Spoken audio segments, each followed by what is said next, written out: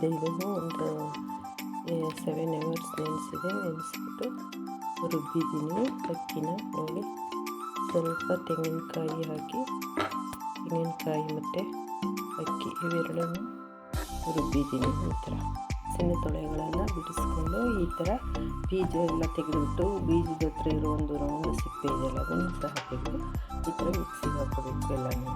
ಈಗ ಮಿಕ್ಸಿ ಮಾಡ್ತೀನಿ. ಮಿಕ್ಸಿ ಮಾಡಿ ಸೇರಿಸ್ತೀನಿ. ಇಲ್ಲಿ ನೋಡಿ, ನಾನು ಇವಾಗ ರುಬ್ಬಿದೆ. ಇದು ಈ ಥರ ಆಗಿದೆ, ಪೇಸ್ಟ್ ಥರ. ಇದಕ್ಕೆ ನಾನೀಗ ಇದರೊಳಗೆ ಸೇರಿಸ್ತೀನಿ.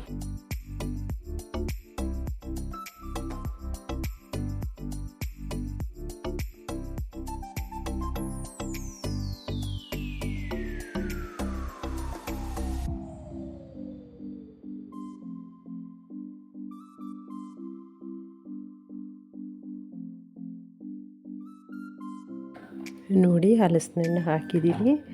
ಇಡ್ಲಿ ಹಿಟ್ಟಿಗೆ ಹಲಸಿನಣ್ಣು ನೋಡಿ ಈ ಥರ ಕಲರ್ ಬಂದಿದೆ. ರುಬ್ಬ ಹಾಕಿದ್ದೀನಿ. ಎಷ್ಟು ಚೆಂದ ಕಲರ್ ಬಂದಿದೆ.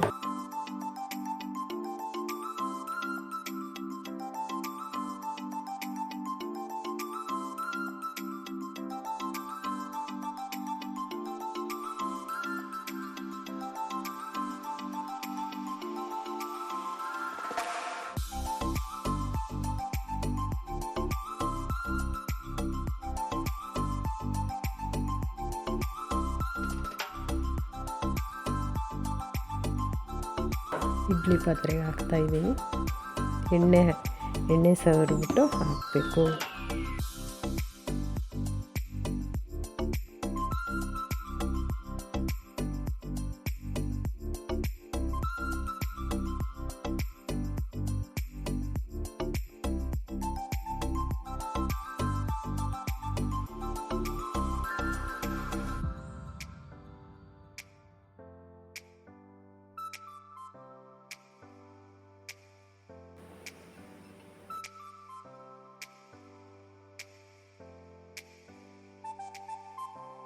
ಬೆಂದಿದೆ, ರೆಡಿ ಆಯಿತು ಇಡ್ಲಿ.